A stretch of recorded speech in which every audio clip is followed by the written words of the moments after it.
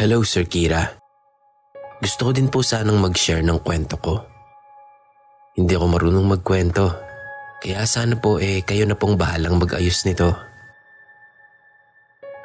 Nangyari ito noong mga panahon na gumagawa kami ng project ng mga kaklase ko. Tatlo lang kami sa grupo at kaming tatlo po competitive po talaga. Lalo na kapag pagandahan ng project ang labanan. I-display kasi sa hallway ang mga may pinakamagagandang project. Isang project lang per section, kaya ginalingan po talaga namin. Nung mga panahon na yon, sobrang busy rin kami dahil malapit-lapit na ang exam day. So kasabay ng pagre-review namin, ginagawa din namin ng paunti-unti yung project. One time, nagkasundo kaming tatlo na mag-overnight sa bahay ng isa sa amin. And since hindi daw papayagan yung isa na mag-overnight sa ibang bahay, napili naming sa kanila na lang gumawa. Kaunti na lang kasi ang gagawin, nasa final touches na din yung project. And gusto namin na sana i-rush na para makapag-focus na kami sa pagre-review. So that day po, umuwi muna ako sa bahay para kunin yung materials at para na din makapagpaalam. Nagkita kaming tatlo sa 7-Eleven para sabay-sabay na umuwi sa bahay ni na Jenica. Pag-uwi namin doon, nagulat kami sa birthday surprise sa kanya ng pamilya niya. Hindi namin alam na birthday niya pala. Tapos parang hindi nga din niya alam na birthday niya pala. Dahil talagang gulat na gulat siya noon. Inaya kami ng mother niya na pumasok muna para makakain. Si Jenica, busy na sa mga kamag-anak niya na nandun at binabati siya. Medyo hiya din kami ni Elma sa nangyari dahil sabay-sabay kaming pumasok noon. Tapos parang mas malakas pa ang sigaw ni Elma kaysa kay Jenica. So kumain na muna kami. Nag-chill sa baba kasama ang pamilya at relatives niya. Nandun lang kami sa sulok at paminsan-minsang tinatanong ni Jenica kung okay lang ba kami. Marami-rami pa ang dumating nun, pero natatanging kami lang ni Elma ang kaklase niyang nandoon. Bandang 5:00, nung unti-unti nang nag-uuwian yung mga bisita nila. Niyaya na kami ni Jenica na umakyat sa kwarto niya. Nagpaalam kami sa mama niya at umuna na. Nakakailang hakbang pa lang ako nun sa hagdan nung mapansin ko ang isang batang lalaki na nakaupo malapit sa kinauupuan namin. Napaisip tuloy ako kung matagal na bang nandoon yung bata kasi hindi ko siya napapansin kanina. Ni hindi ko nga din nakita yung batang yon kahit noong marami pang tao. Nagsimula din kami agad. Medyo late na nga dahil sa pa-birthday kay Jen. Busy kami doon at halos bihira na kaming mag-usap noon. Hindi pa nga din kami titigil sa paggawa kung hindi kami pinuntahan ng mama ni Jenica para maghapunan. Hindi namin napansin noon na 9:00 na pala ng gabi. Ni hindi kami nakaramdam ng gutom. Siguro dahil na din sa madami nga ang nakain namin nung hapon. So bumaba na muna kami para maghapunan. Nauna na pala noon ang parents at siblings niya na kumain, kaya naman 5 na lang kaming nandoon sa baba. Nandoon pa yung kapatid niya na bata at nandoon pa din ang mama niya. Hinintay kaming matapos dahil daw maghuhugas na rin siya ng pinggan pagkatapos namin. Nag-offer ako noon na ako na lang ang maghuhugas, pero hindi pumayag yung mama niya. Kaya naman tumulong na lang kami sa pagdiligpit. Tapos si mama na niya ang naghugas. Pinaakit niya na rin kami para madami-dami pa kaming matapos sa project namin. Habang gumagawa, nakaramdam akong naiihi ako. Nagsabi ako kay Jen at itinuro naman niya sa akin yung CR. Nakatabi lang ng pinto. Hindi naman ako nagtagal. Pero nung buksan ko yung pinto, Medyo nahirapan pa ako. Parang kailangan pang puwersahin bago mabuksan. Fast forward. Around 11 p.m. noon nang matapos namin ang project. Nagligpit at naglatag na kami ng higaan namin dahil antok na talaga kaming tatlo. Nakahilata na kaming tatlo noon at nakapatay na rin yung ilaw. Nung maramdaman kong naiihi na naman ako. Pinigilan ko pa nga saglit dahil ayoko na sanang lumabas pa. Pero hindi ko na talaga kinaya. So bumangon na ako tumayo. Natanong pa ako ni Jen kung saan ang punta ko. Kako magsi-CR lang. Hindi ko na isinara yung pinto ng kwarto at pumasok na agad sa CR. Pagkatapos kong umihi at maghugas, pinihit ko muna yung doorknob ng pinto. Pero imbis na mag-click pabukas yung pinto, nag-click ito palak. Kahit ilang beses ko tuloy pihitin yung doorknob, ayaw talaga nitong mabuksan. Hindi ko na ipinilit kasi baka maabala ko pa yung parents ni Jen. Kaya kinuha ko na yung cellphone ko para tawagan na lang sa messenger si Jenica. Nung bigla na lang itong magbukas ng kusa. Sumulpot nun si Jen sa harap kaya nagulat pa ako. Tinanong niya ako bakit daw ang tagal ko at hindi pa daw ako nag-lock ng pinto. Kako, hindi na yun nakalock kasi palabas na ako. Pero ayaw naman nang mabuksan. Tapos tinignan niya ako at parang ginajudge. Taas kilay pa. Hinawakan niya yung doorknob. Inilak sa loob. Pagkatapos nun, isinara bukas niya sa harap ko. Hindi na pala kumakagat yung lock nun sa loob. Kaya kahit nakalock yun, madali itong mabubuksan. Itinuro niya sa akin yung lock na kawit na nasa taas na part ng doorknob. Napanganga na lang ako doon. As in, hindi ko alam paano. Ikinuwento ko sa kanya na ganoon din ang nangyari sa akin nung unang pag-CR ko. Yung doorknob lang ang inilak ko at nahirapan pa nga ako kung buksan yun nung palabas na ako. Hinila niya na lang ako at pumasok na kami ng kwarto. Pero bago pa makapasok, napasulyap ako sa hagdan at nakita ko doon yung kapatid niyang bata. Hindi na ako nakapalag nung isara niya agad yung pinto ng kwarto niya. Kaya tinanong ko siya. Hindi man lang ba niya papapasukin ng kwarto yung kapatid niya? Sabi niya, bakit daw? Matanda na yung kapatid niya para pakialaman pa niya. Sabi ko, hindi. Siyempre ako yung nakababata niyang kapatid yung sinasabi ko. Tapos napatitig siya sa akin at sinabi niyang wala na raw siyang nakababatang kapatid dahil siya yung bunso. Nagtaasan talagang balahibo ko nun sa likod, Sir Kira. Diyaya niya na akong matulog dahil kung ano-ano daw ang sinasabi ko.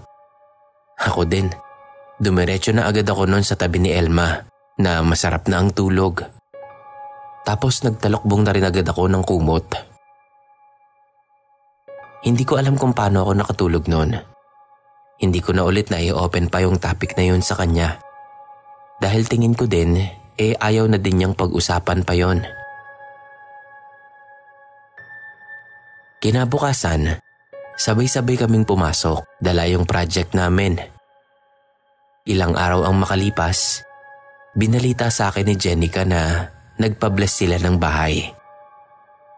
Mga ilang beses na kasing nangyari yung pagpaparamdam na yon. Pero hindi daw sa kanila, kundi sa mga bisita lang sa bahay nila. At nun nga daw sabihin niya sa mama niya yung naranasan ko, nag-decide daw sila na ipa-bless ulit yung bahay nila. Hindi lang pala ako ang nakakita sa batang yon, Sir Kira. Minsan ang nakita yon ng mama ni Jenica. Pero madalas, sa mga bisita lang. Hindi naman daw nangaano. Pero yun nga, natatakot nito yung mga bumibisita sa kanila. Kaya naman nagpa-bless na lang ulit sila ng bahay. Hanggang dito na lang, Sir Kira. Pasensya na kung medyo mahaba. at hindi gaanong nakakatakot. Sana po ay mabasa ninyo. Maraming salamat at God bless.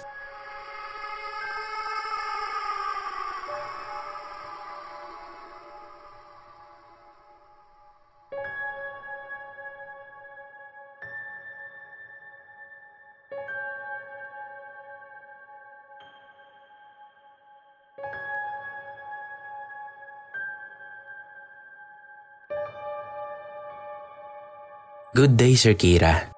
I'm a silent listener po. Dati sa YT lang ako nakikinig. But now, nasa Spotify na po ako. Sana mas madami pa po kayong ma-upload doon. I also have my own creepy experience na gusto kong i-share sa inyo. Nangyari ito noong January lang.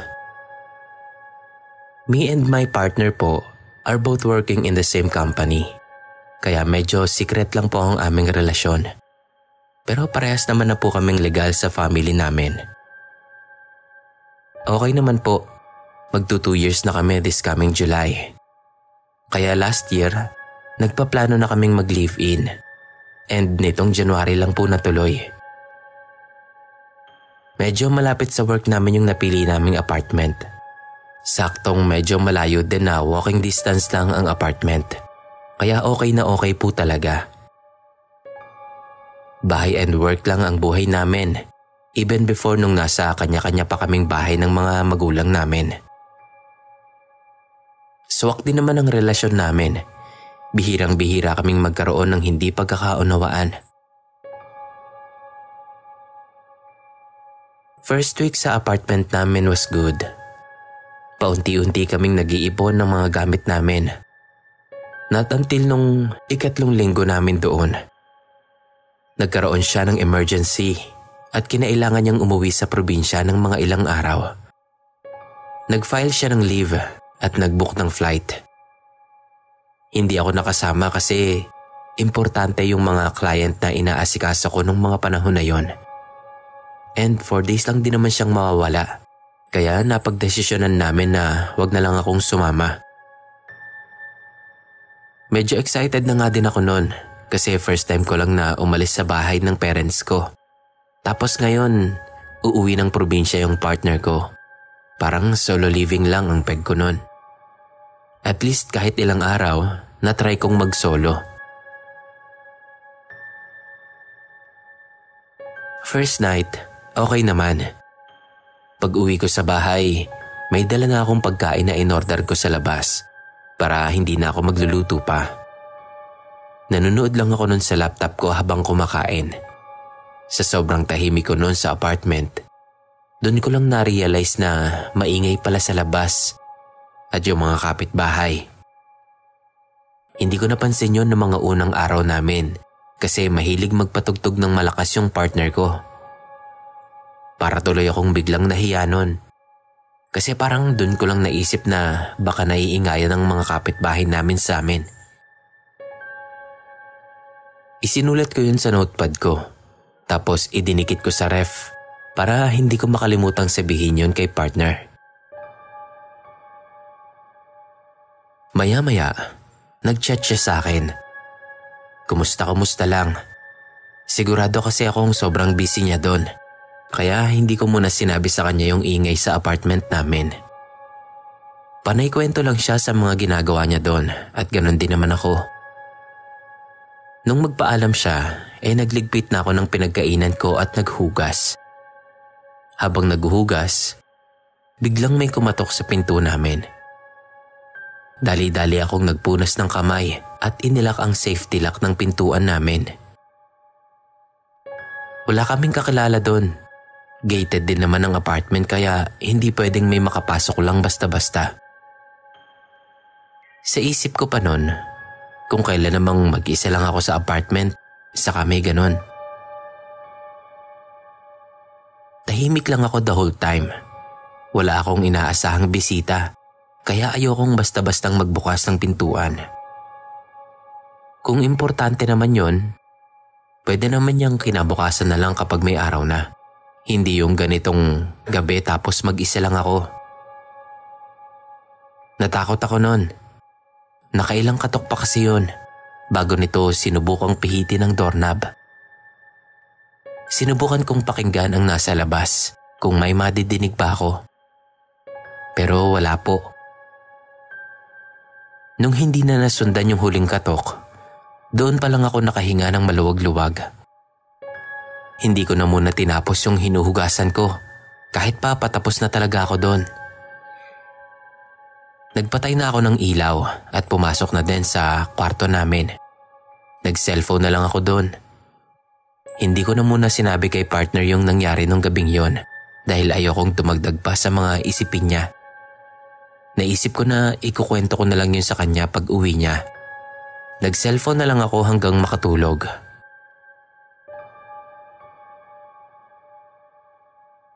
Maaga akong nagising kaya maaga din akong nakapagluto ng breakfast ko.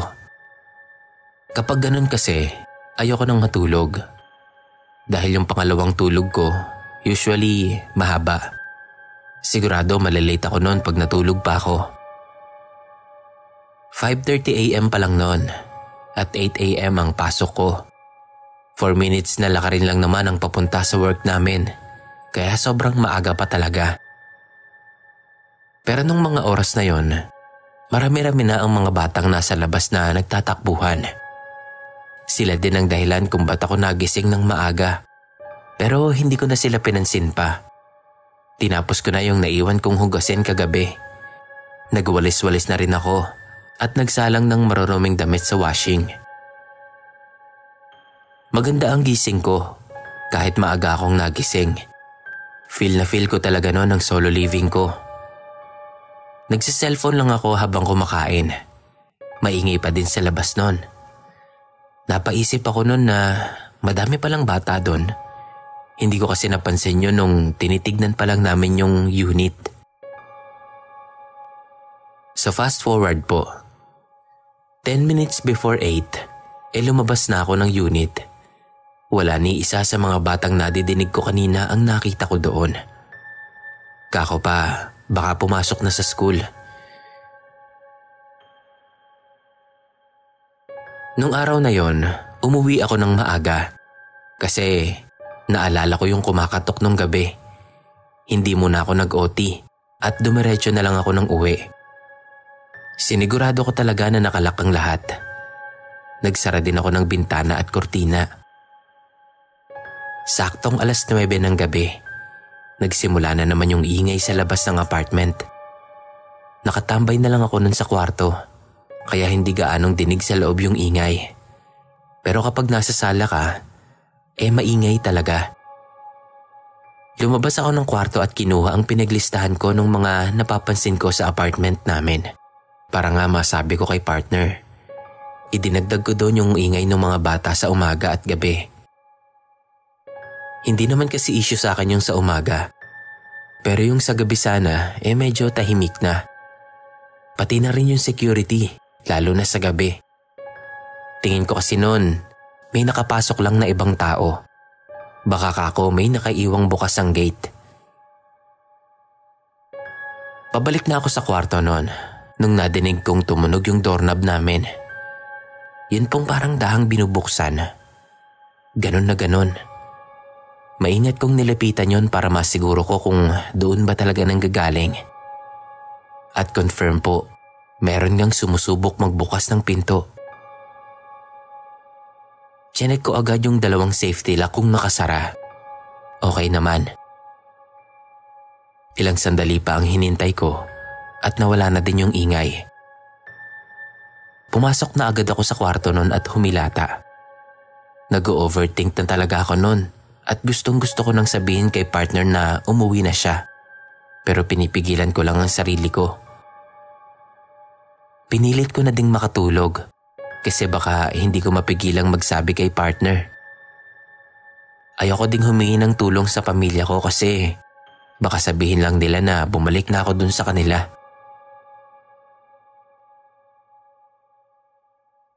Kinabukasan paggising ko, maingay na naman yung mga bata sa labas. And since pilit lang yung tulog ko nung gabi, masakit ang ulo ko nung magising ako. Lumabas ako para sana pagsabihin yung mga bata na hinaan naman yung mga boses nila. Ang kaso, Sir Kira, pagbukas ko ng pinto, wala ni isa sa mga batang nadidinig ko ang naroon. Parang umihip pa noon ng malamig ang hangin sa labas. Hanap ako ng hanap, pero wala po talaga. Dali-dali na akong pumasok sa loob ng apartment noon at napa-sign of the cross na lang. Tulala akong napaupo sa sala. Ang daming pumapasok sa isip ko. Hindi ko talaga alam, Sir Kira. Bigla ko nalang kinwestiyon kung totoo ba yung mga nadidinig kong ingay. O baka sadyang masakit lang talaga yung ulo ko nung magising. Parang buong stay ko doon hanggang sa makapasok ako napapaisip ako. Ikinuwento ko yun sa katrabaho ko. Tapos sabi niya, baka nga daw dahil lang sa masakit ang ulo ko. Nangyayari din daw kasi sa kanya yun minsan. Yung parang nasa ulo lang yung ingay dahil sa dami ng mga iniisip mo. Tapos naisip ko din na baka nga dahil yun doon sa palaging nagtatry na buksan yung pinto namin. Dahil hindi talaga yun nawala sa isip ko nung gabing yun.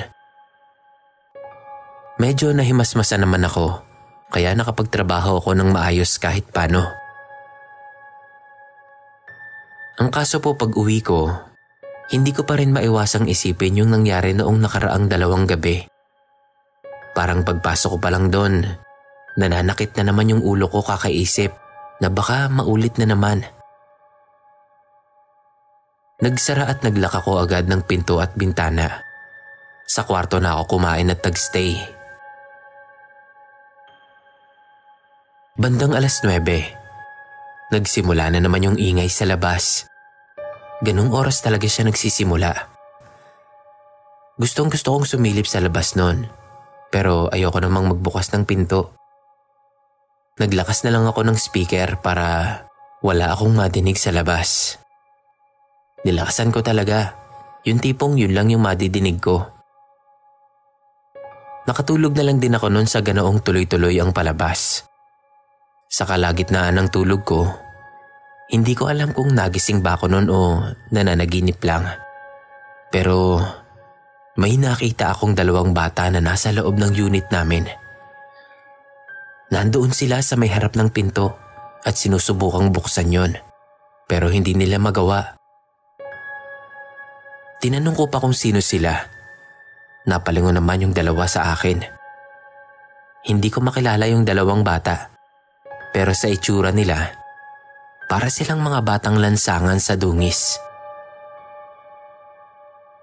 Hindi sila nagsalita. Tapos parang biglang pumasok sa isip ko na bakit nandoon sila sa loob ng bahay namin. Ako, nagtataka kung bakit sila nasa loob. Paano silang nakapasok? Tapos sila naman, nakatingin lang na parang natatakot sa akin. Sobrang weird. Tapos napatingin ako sa sarili ko. Naisip ko pa noon na bakit ako nandun? Nasa kwarto lang ako kani-kanina. For some reason, bigla na lang parang umikot ang paningin ko sa hilo at bumagsak. Kinabukasan noon, nagising ako na nasa loob ng kwarto namin. Yung pinapanood ko, malayo na ang episode na narating. Bumangon ako noon na parang pagod na pagod. Tapos medyo fresh pa din sa alaala ko yung nangyari. Pumasok ako noon na lutang at gulong-gulo ang isip. Takot na takot din ako noon sa nangyayari sa akin doon sa apartment. Kaya nung mag-uwian, doon ako sa bahay ng parents ko umuwi noon. Hindi ko sinabi sa kanila kung anong meron sa apartment. Nagdahilan na lang ako na na-miss ko sila. Pero babalik din ako sa apartment kinabukasan dahil nandun na din naman yung partner ko noon.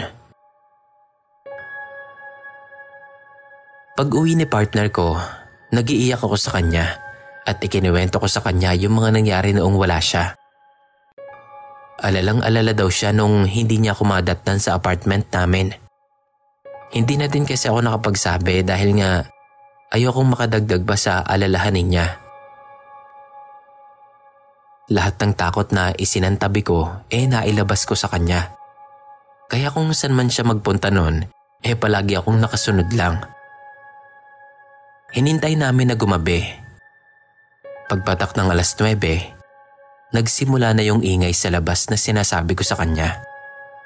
Sumilip siya sa bintana at wala po talagang mga batang nag-iingay sa labas. Hindi tuloy namin malaman kung saan nanggagaling yung ingay. Kinabukasan, kinausap niya yung may-ari. Nalaman namin noon na wala naman daw kasamang mga bata ang mga tenant na nandoon at wala din naman daw maingay ng ganoong oras. Bumalik kami sa unit namin ng gulong-gulo. Sinungitan kami ng may-ari na wag daw kaming gumawa ng kwento dahil sa unit daw namin maingay. Nagrereklamo na daw yung mga kapitbahay namin sa lakas ng patugtog namin sa gabi. At aminado naman po ako. Dahil paglalakas na lang ng speaker yung ginagawa ko noon para hindi madinig yung ingay sa labas. Ang tingin namin may itinatago yung may-ari. Imposibleng hindi niya alam kung anong nangyayari sa apartment niya. Hindi tuloy namin malaman kung anong gagawin namin. May kontrata din kasi kami doon na 1 taon. Naisip namin na kumalap muna ng ebidensya na may mga bata talagang maingay sa gabi kahit walang bata sa labas. Pero kahit anong record po namin, walang nare-record ang mga cellphone namin. Makaraan pa ang ilang araw. Nawala na din ang tuluyan yung mga ingay na yon. Pero yung takot ko, Sir Kira, hindi na mawala-wala. Wala naman kaming choice nun kundi magstay. Dahil wala pa kaming panglipat sa iba. Unti-unti, naka-move on naman na ako. Pero ayoko na talagang maiwan doon ng mag-isa. Nung magkaroon kami ng pagkakataong makalipat, ginawa na talaga namin. At mas natahimik ang buhay ko noon. Hindi na din namin inalam pa kung anong meron at kung anong history ng bahay na yon. Basta lumipat na lang kami dito sa bahay namin ngayon. And so far, okay naman. Peaceful at tahimik kami rito. Hanggang dito na lang, Sir Kira. Sana po hindi masyadong magulo ang pagkakakwento ko. Kayo na din po sanang bahala dito. Maraming salamat po and God bless.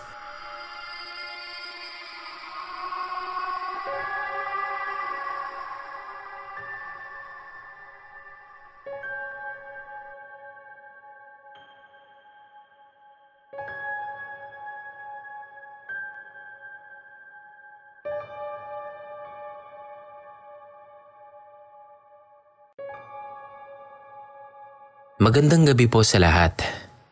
Ako po si Ronron ng Antipolo. Kwento ko lang po itong karanasan namin sa inupahan naming bahay noon sa Marikina. Hindi ko na matandaan ang eksaktong taon kung kailan kami nalipat doon. Basta mabilisan lang din kasi ang paglipat namin dahil pinapalayas na kami sa inuupahan naming bahay bago doon sa Marikina. Hindi na kami nakapili pa ng maayos na uupahan noon. Basta nung makita namin yung karatulang for rent, gumora na kami. Mura lang din kasi yung upa. Pinasilip naman muna sa amin yung bahay bago kami nag-down. Okay naman, sariling tubig at kuryente. Sakto lang yung laki nito para sa amin. Up and down siya, kaya medyo makakaikot-ikot kami. Habang nililibot namin yung unit, ramdam kong mabigat ang aura doon. Hindi ko lang pinansin kasi nga kailangan na talaga namin ng malilipatan. At saka pagod at stress na ako noon dahil buong araw na rin kaming naghahanap ng apartment. Pero wala kaming mahanap. Kundi maliit, mataas naman ang upa. Kaya nahirapan kami hanggang sa mapadpad nga kami doon. Matapos malibot ang unit, nag-down na agad kami para makalipat na rin kami kinagabihan. Naglinis na rin muna kami sa bahay para konti na lang ang iimisin paglipat namin. Nanghiram lang kami ng gamit sa may-ari. Sa taas ako naglinis. Yung kapatid ko ay sa baba. Habang naglilinis, maya-maya ay narinig kong may tumakbo paakyat ng hagdan. Tuloy lang ako sa paglilinis kasi inisip ko si Utol lang yon. Mga ilang minuto na siguro ang nakakalipas noon nung mapansin kong ako lang pala ang tao sa taas. Tinawag ko yung kapatid ko sa baba. Tinanong ko kung umakyat ba siya. Sabi niya, hindi daw kasi nasa CR siya naglilinis. Medyo na-weirduhan ako noon. Pero sabi ko, baka pagod lang. At saka gutom na rin kasi ako noon.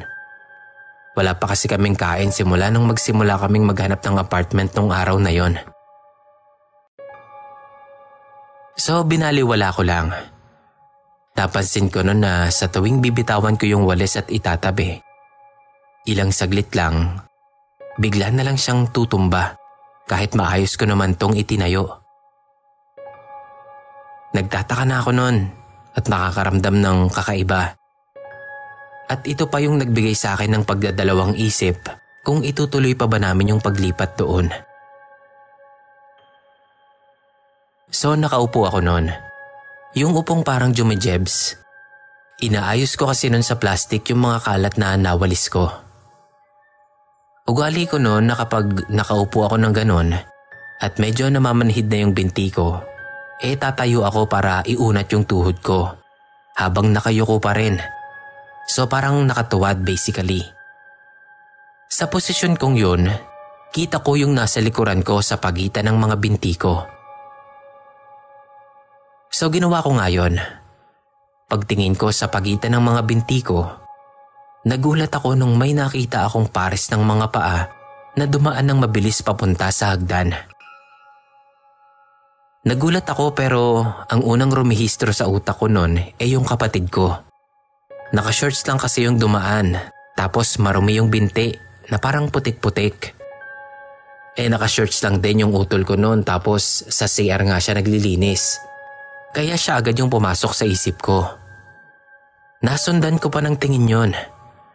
Paglagpas ng tingin ko sa binti ko, biglang nawala yung paa. Putya, Boss Kira, muntik talaga akong mapatili nun. Napasigaw ako sa takot. Takbo ko pababa, tapos inaya kong lumabas si Utol.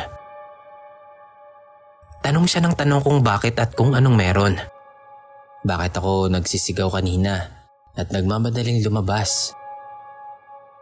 Hindi ko muna sinabi sa kanya yung nangyari.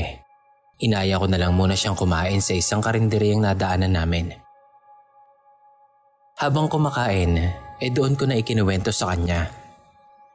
At nagkwento din si Utol, Boss Kira, na may nararamdaman din daw siya sa bahay na yon. Habang naglilinis nga daw siya ng CR, narinig niya na may nag-aakyat baba daw sa hagdan. Tapos, pagsisilipin niya, wala naman daw tao. Iniisip niya noon na ako lang yon o kaya ay yung may-ari. Pero nung tinawag ko daw siya at tinanong kung umakyat siya, doon niya na naisip na meron niyang kakaiba sa bahay na yon. Habang nagwawalis naman siya, dinig niya na parang ang dami daw naglalakad-lakad sa taas. Parang ang dami ko raw kasama doon. Das doon na nga ako sumigaw at nagtatakbo pababa. Kaya daw siya tanong ng tanong nun sa akin kanina. Nagtatanungan kami noon kung itutuloy pa ba namin yung paglipat sa bahay na yon. Lalo pat confirm na nga na may kababalaghang nagaganap sa bahay na yon. Ang kaso nga din kasi, nakapag-down na kami at nakapaglinis na. Parang nakakahiya namang mag-back out. Tapos sila mama, text pa ng text sa amin kung nakahanap na daw kami ng bahay. So para kaming naipit noon sa sitwasyon, kaya no choice na kami. Pinili na lang naming ituloy ang paglipat. At wag na lang sabihin kay mama yung nangyari sa amin ni Utol sa bahay na yon. Pero bago kami umalis noon para sunduin sila mama, pumunta din muna kami sa simbahan para kumuha ng konting holy water. Bumili din kami ng asin. At saka nagwisik-wisik kami sa loob at labas ng bahay at nagsaboy din kami ng asin. So fast forward po, Boss Kira. Nakalipat na kami sa bahay sa Marikina. Mag-iisang buwan pa lang kami doon. Nung tanungin kami ni Mama kung wala daw ba kaming nararamdamang kakaiba sa bahay. Nagkatinginan lang kami ni Utol noon. Madalas po kasing naiiwang mag-isa si Mama sa bahay. Kasi ako at si Papa may trabaho. Tapos yung mga utol ko pumapasok naman sa school. So si Mama lang talaga ang naiiwan sa bahay. Madalas daw siyang namamalikmata noon na nakikita niya kami sa kung saan saang parte ng bahay. Minsang nagluluto daw siya noon ng hapunan. Nakita niya sa gilid ng mata niya na may pumasok sa pinto at diretsong umakyat sa taas. Akala niya yung kapatid naming babae kasi parang naka-uniform pa daw. So kinausap niya pa yung akala niyang si Bunso. Pero hindi sumasagot kaya binulyawan na ni Mama. Paakyat na sana siya noon para pagalitan si Bunso. Pero nagulat siya nung biglang bumukas yung pinto sabay pasok ni Bunso. Nanlaki yung mga mata ni Mamang napatingin kay Bunso kasi nga buong akala niya may kausap siya sa taas. "Oh, kararating mo lang?" Tanong daw agad ni Mama. Oo naman ang sagot ni Bunso, sabay tanong pa kung anong ulam. Talagang pinanindigan daw ng balahibo si Mama nun. Sumabay si Mama sa pag-akyat ni Bunso. At wala daw po talagang tao sa taas, Boss Kira.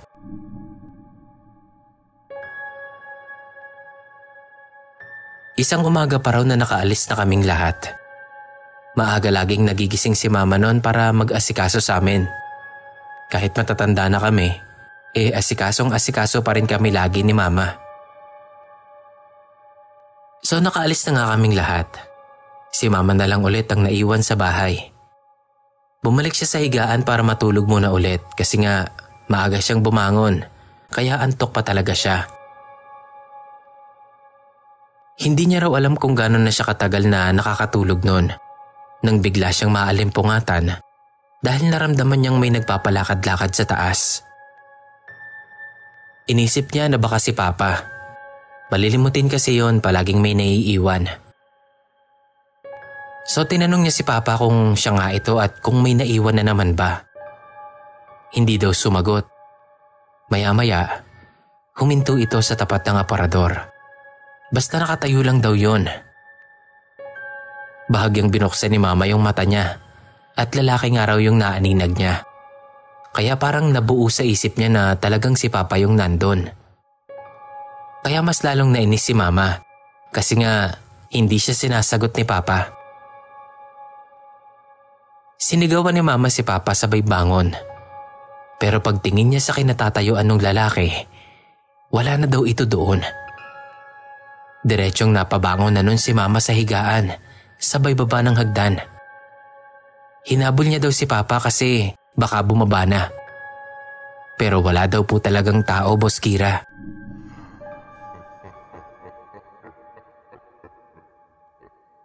Marami pa pong malikmata incident sa bahay na yon, Boss Kira.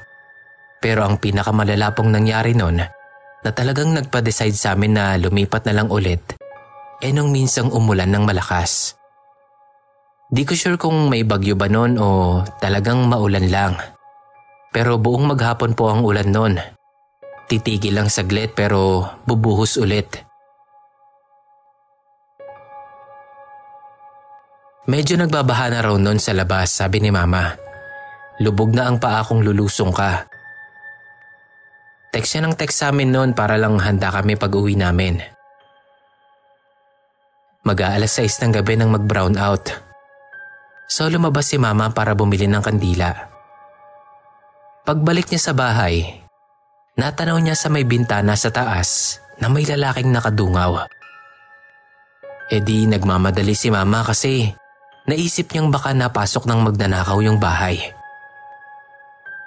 Sinindihan niya yung kandila Tapos dahan-dahang umakyat sa taas ng may daladalang itak. Boss Kira, walang tao. Dumungaw pa siya sa bintana kasi baka nandun pa.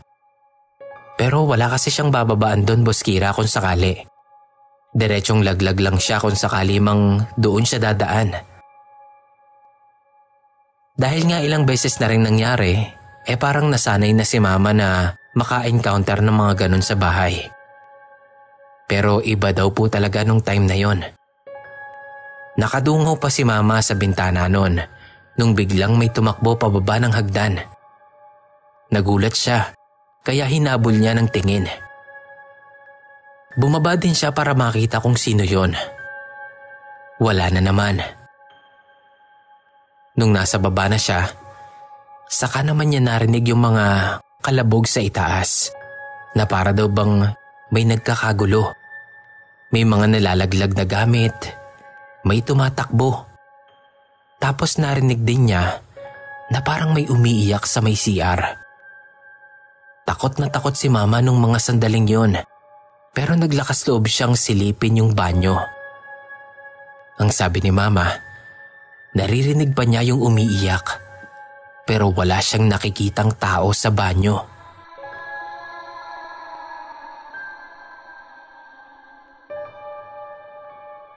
Sa takot ni Mama, nagtatakbo na siya palabas ng bahay.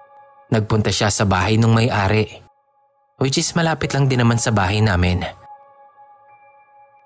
Sinabi ni Mama lahat sa may-ari, pati na yung mga naunang experience niya. Doon lang inamin ng may-ari na yung dati daw umuupa doon namatay sa baha ng bagyong Undoy.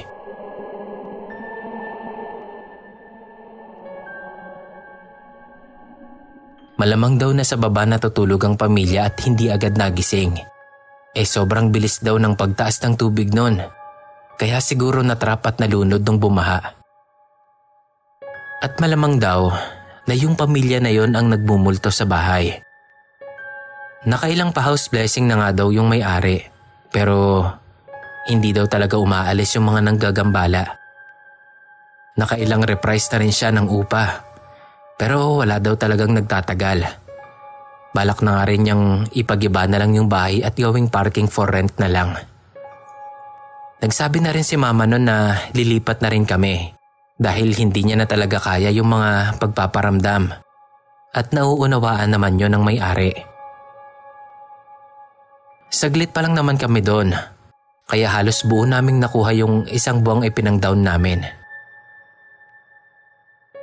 Sa ngayon po, ay dito na kami nakatira sa Antipolo. Mataas yung lugar pero magubat, kaya maaliwalas. So far okay naman po kami dito.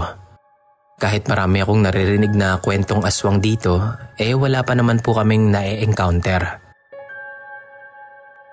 Hanggang dito na lang po, Boss Kira. Napasarap ng kwento kaya medyo napahaba. Pero sana mapasama. Maraming salamat at magandang gabi po sa lahat.